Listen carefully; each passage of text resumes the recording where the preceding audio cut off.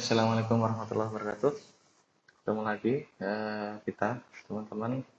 Hari ini kita akan belajar mengenai inheritance dan polimorfisme. Tapi pada video kali ini kita akan lebih berfokus kepada inheritance atau dalam bahasa Indonesianya adalah warisan. Baik, garis besar pembahasannya di slide ini nanti ada beberapa ya. Ada pewarisan itu sendiri, ada polimorfisme, kemudian ada magic method, tapi kita akan berfokus kepada pewarisan ya atau inheritance. Baik, untuk me- untuk konsep pewarisan ini nanti kita akan menggunakan beberapa contoh. Kita di sini akan menggunakan kelas hewan, kemudian nanti ada beberapa turunannya di sini ya. Kalau ada kelas kucing, kemudian ada kelas anjing, kelas burung dan seterusnya. Di mana kelas kucing itunya apa namanya setiap setiap hewan itu pasti punya atau kita bisa asumsikan dia punya nama, punya usia dan seterusnya gitu ya. Hanya saja nanti ada beberapa hewan gitu ya yang punya semacam atribut dan mungkin metode yang berbeda ya. Kita lihat di sini bahwa semua hewan itu punya atribut yang sama kecuali kucing dan burung ya. Itu punya atribut tambahan berupa kalau kucing heterokromia, kemudian kalau burung itu punya atribut warna. Kemudian semua hewan itu punya metode makan ya, kecuali di sini ada burung yang punya metode tambahan berupa terbang. Nah, kalau kita implementasikan eh, beberapa hewan tadi dalam kelas gitu ya. Kita bisa lihat di sini kalau kelasnya kucing gitu ya. Itu pada konstruktornya itu ada nama usia, kemudian ada tambahan tadi heterokromia. Kemudian kalau anjing ini hampir sama dengan kelas yang lain di mana dia punya metode makan dan punya dua atribut pada konstruktornya. Kemudian burung juga sama, itu konstruktornya ini ada dua atribut, ada satu atribut tambahan yang namanya warna, kemudian dia punya metode makan, dan dia juga punya metode yang namanya terbang, karena dia secara alamiah memang bisa terbang ya, kecuali kucing dan anjing itu kan nggak bisa terbang. Nah, kalau kita lihat di sini, mereka itu kan punya persamaan-persamaan gitu ya. Bisa nggak kalau kira-kira kita ambil persamaannya, kemudian nanti pada tahapan-tahapan tertentu, pada bagian-bagian tertentu, itu baru yang ditambahkan yang tidak samanya gitu ya. Jadi akan kita buat dia lebih simple gitu ya.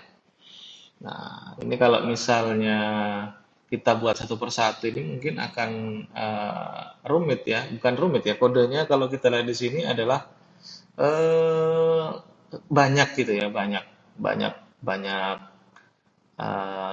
baris kode yang kita tuliskan. Padahal semuanya sama gitu ya, misalnya makan, dan metode makan ini kan semuanya sama ya. Kenapa nggak kita tarik aja ada satu metode namanya makan nanti yang bisa diimplementasikan di semua kelas gitu ya.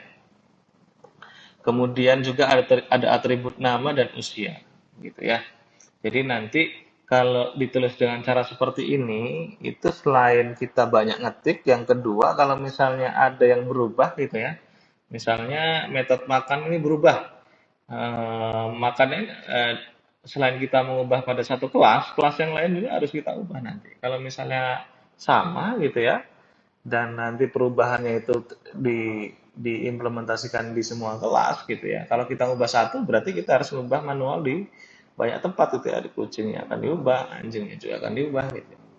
Itu kan apa namanya akan buat satu pekerjaan lagi ya gitu ya. Oke. Nah, ketiga kelas ini kalau kita lihat itu punya kesamaan ya. Nah, oleh karena itu, kita bisa kategorikan dia sebagai satu namanya kelas hewan ya. Jadi nanti kita bikin sebuah kelas hewan gitu ya. Yang kelas hewan itu semua atribut dan semua metodenya itu pasti dimiliki oleh hewan-hewan yang lain. Misalnya kucing, burung, anjing itu nanti kita lihat itu kita bisa tarik apa-apa saja yang sama, itu bisa kita tuliskan di kelas hewan.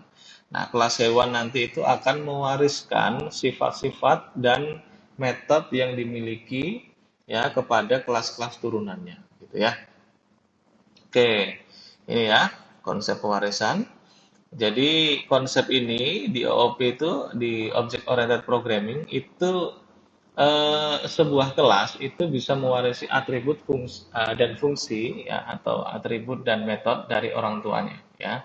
Termasuk kakek, nenek dan seterusnya ya. Leluhur-leluhurnya gitu ya bisa mewarisi. Tanpa perlu mengimplementasikan kembali atribut dan metode tersebut gitu ya. Nah, seperti kita lihat di sini gitu ya. Ini ada kelas hewan begitu ya, punya atribut nama, usia, makan gitu ya, metodenya makan gitu ya. Kemudian nanti semuanya itu karena sama itu ya, anjing ini khusus untuk anjing ini karena sama persis. Jadi dia tidak perlu mendefinisikan metode baru atau atribut baru. Kecuali kucing karena kucing itu punya atribut namanya heterokromia. Nah, burung juga seperti itu. Burung ada warnanya begitu ya. Nah, kemudian juga dia bisa terbang. Jadi dia membuat satu atribut baru yang namanya warna dan satu metode baru yang namanya terbang. Oke, nah ini di dalam pewarisan nanti ada konsep yang namanya superclass dan subclass. Superclass itu adalah orang tuanya atau parent dari sebuah kelas, kemudian subclass itu adalah turunannya, begitu ya. Jadi kalau orang tuanya itu disebut superclass, kemudian turunannya itu disebut dengan subclass, begitu. Nah, kita lihat ini implementasinya seperti apa. Kita buat sebuah kelas ya, namanya hewan. Nah, nanti kelas hewan ini yang akan menaungi ya semua sub subkelas atau kelas turunan dari hewan itu. Nah, setiap hewan kalau kita lihat tadi di kode di depan tadi gitu ya, dia pasti punya nama dan punya usia. Kemudian dia punya metode makan gitu ya. Semuanya punya metode makan. Oke, kita lihat sekarang pewarisan antara hewan dan kucing. Nah, ini hewan, ini tadi sudah kita definisikan, gitu ya, seperti ini.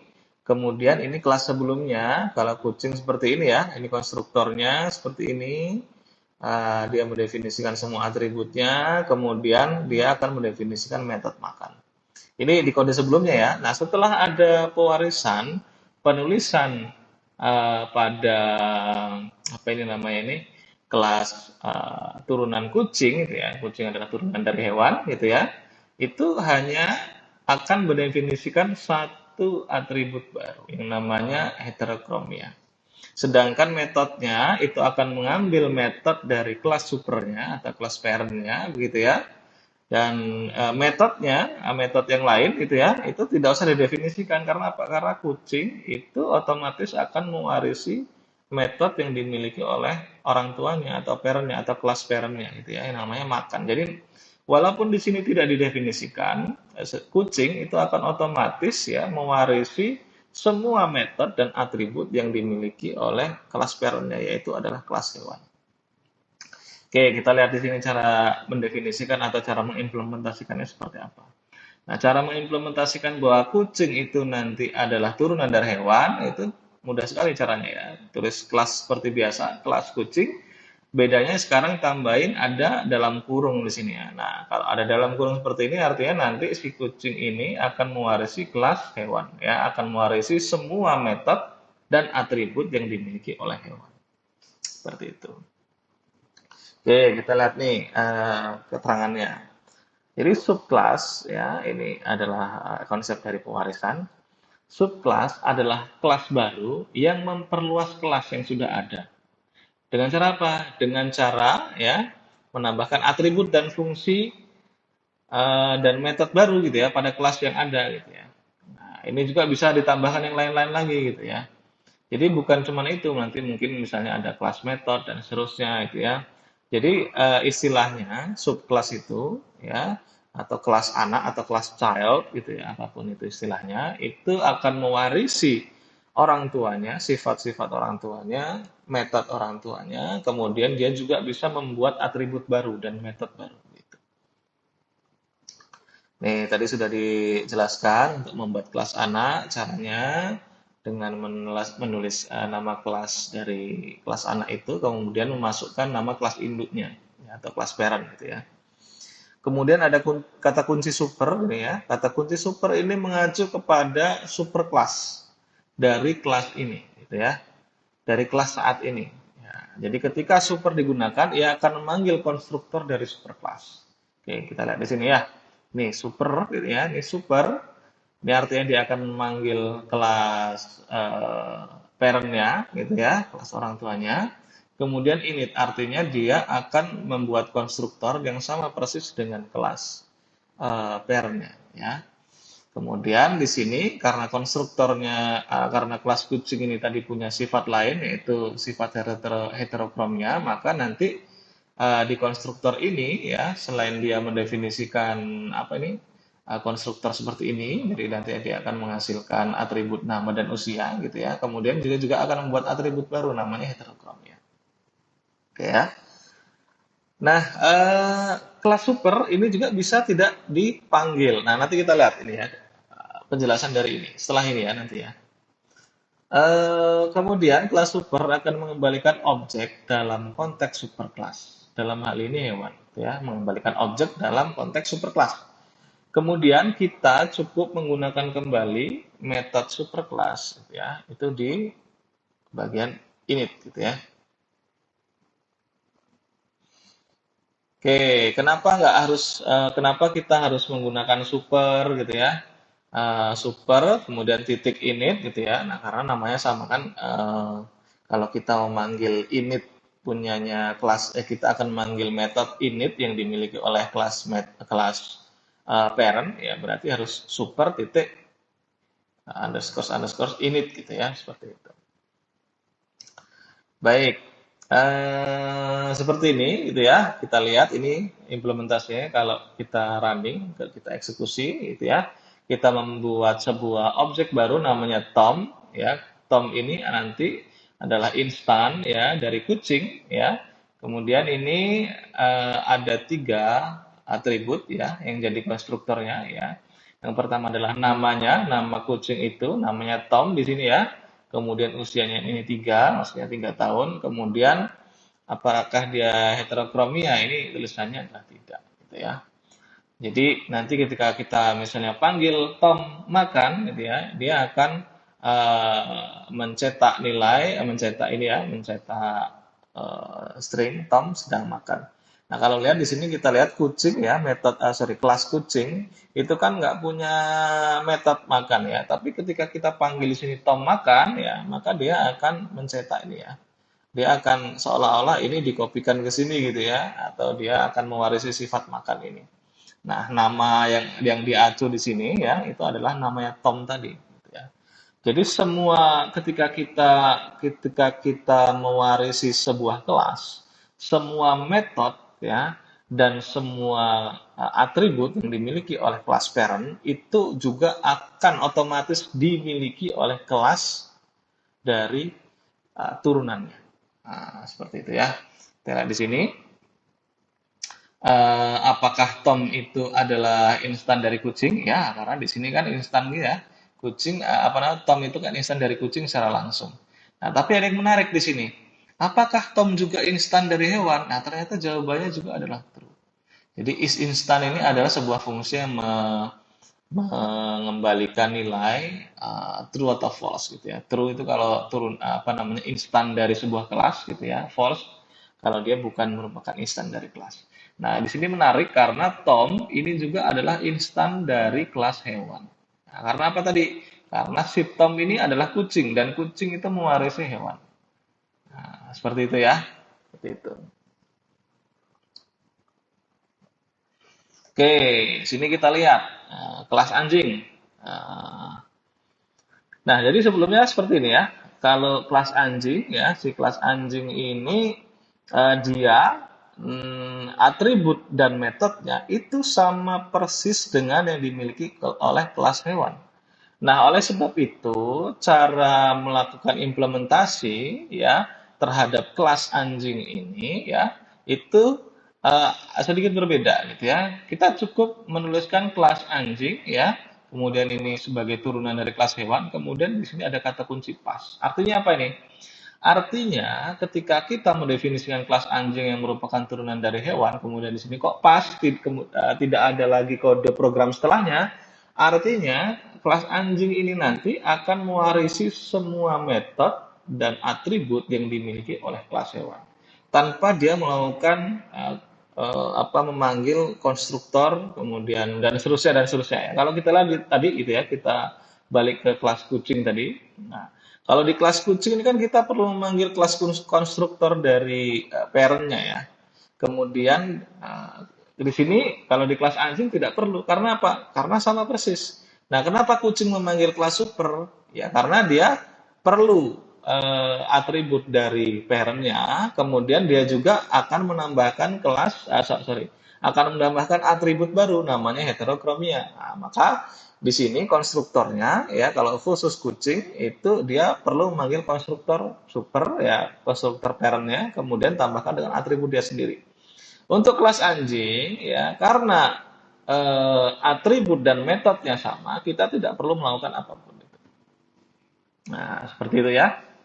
Nah, oke cara implementasinya sama gitu ya.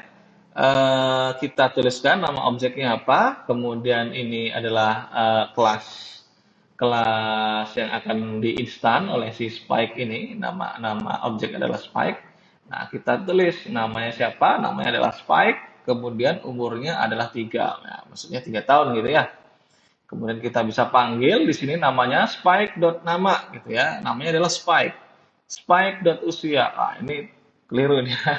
Harusnya ini ini ya, salah tulis ini mungkin ya. Ini di sini 3, ini harusnya 5 ya. Harusnya 5. Usianya 5. Kemudian spike makan. Nah, ini is instan. Is instan adalah spike ini instannya anjing. Di sini juga spike ini sorry, apakah spike ini instannya kucing? Tidak ya. Ya, dia spike ini adalah instannya anjing, bukan instannya kelas kucing. Makanya ketika kita cek apakah spike ini instannya kucing, jawabannya adalah false. Nah, seperti itu.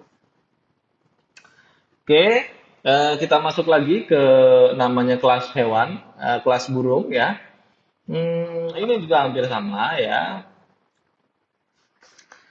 Ini kelas induknya ya, atau kelas parent. Kemudian ini jadi latihan buat teman-teman. Nah, kira-kira ini ya, konstruktornya seperti apa kira-kira konstruktornya? Apakah pas ya, seperti si anjing tadi, ataukah ada perlu membuat konstruktor spesifik untuk menambahkan karena di sini burung kan tadi punya atribut khusus ya, namanya warna gitu ya. Yang warna itu disimpan dalam bentuk list. Nah, kalau kita lihat di sini cara instansiasinya gitu ya. Nama burungnya adalah Cuko misalnya. Ini kita panggil kelasnya, kelas burung. Kemudian nama burungnya Cuko, kemudian usianya adalah 2 tahun, kemudian ini warnanya disimpan dalam list kuning dan putih. Ah, seperti itu. Nah, ini teman-teman sekarang sudah bisa mengira-ngira kira-kira isinya itu apa di sini isinya.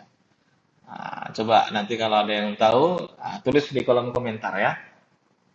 Oke, kita panggil di sini cuko titik warna, dia akan mengembalikan nilai kuning dan putih.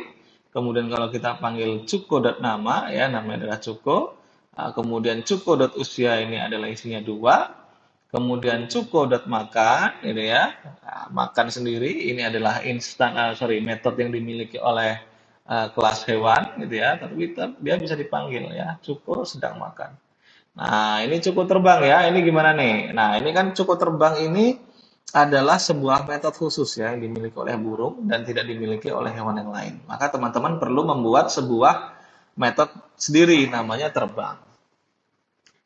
Nah, kalau kita lihat di sini ya, kalau kita lihat di sini instannya, apakah cukup ini instan dari burung? Ya.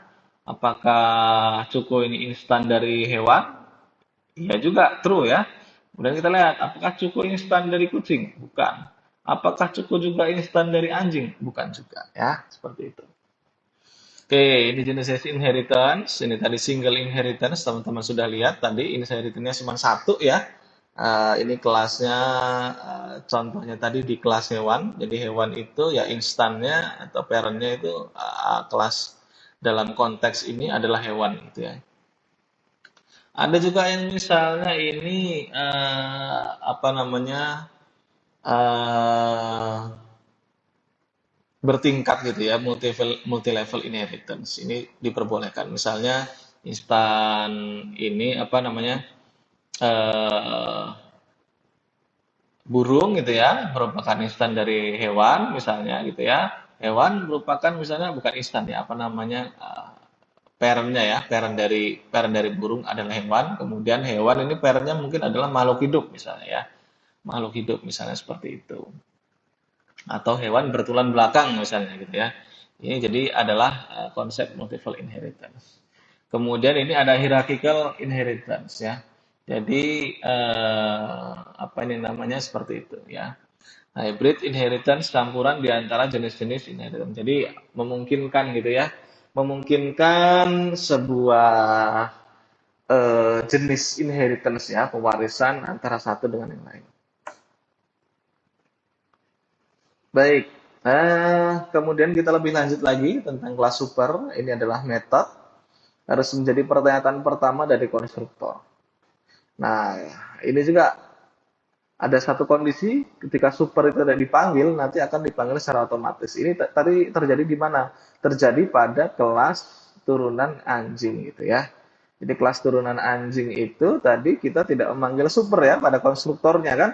Karena dia ya itu tadi metode dan atributnya sama. Maka kalau atribut dan metodenya sama, dia akan dipanggil secara otomatis.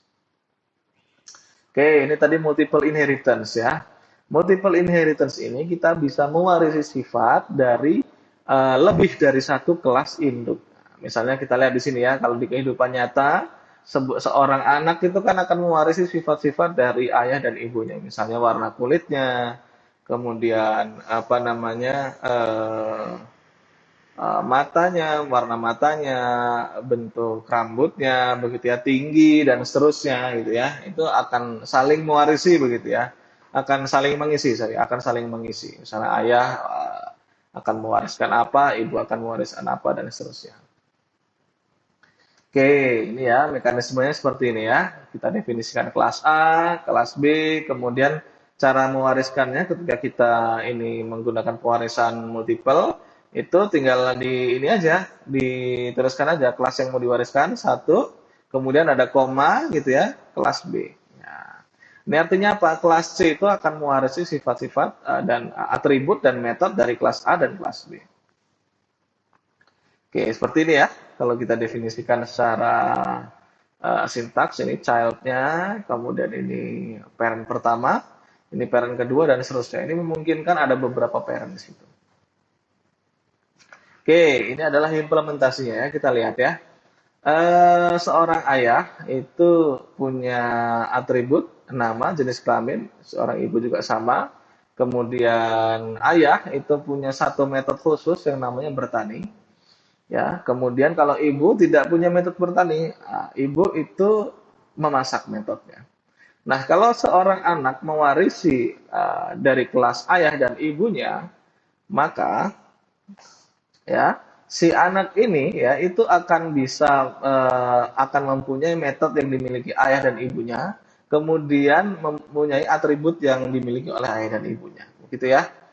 Kita lihat di sini Mustafa itu jenis kelaminnya adalah pria, gitu ya.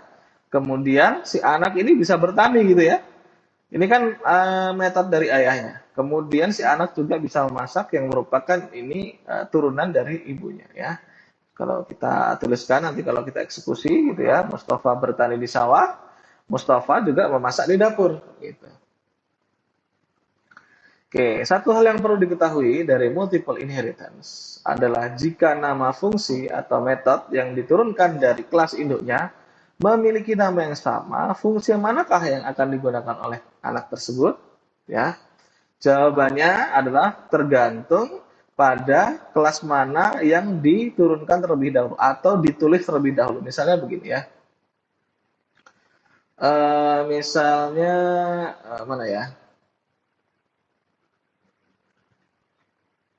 Nah, misalnya ini, ayah bekerja, ibu juga bekerja. Kelas mana yang akan diturunkan pertama kali? Ketika si anak ini akan mewarisi ibu dan anaknya, karena ibu yang dituliskan terlebih dahulu, maka ketika dipanggil anak bekerja, maka yang akan tampil di sini adalah memasak di dapur gitu ya. Karena apa? Karena yang memiliki teks atau string memasak di dapur itu adalah ibu, ya, adalah ibu ini. Jadi si ibu ini akan diwariskan sifat-sifatnya itu kepada si anak ya. Kalau misalnya punya parentnya itu ya atau induk kelas induknya itu memiliki metode yang sama. Seperti itu. Nah, ini ada namanya diamond problem ya. Diamond problem itu urutan pemanggilan fungsi dengan nama yang sama jika bentuk turunan kelasnya berbentuk seperti di samping ini gitu ya. Nah, maka seperti itu ya. Ya, ini ada leluhur, leluhur nanti mewarisi dari mana namanya ini? Mewariskan kepada kelas ayah, kemudian juga akan mewariskan kepada kelas ibu ya. Kelas ibu dan kelas ayah akan mewariskan kepada anaknya.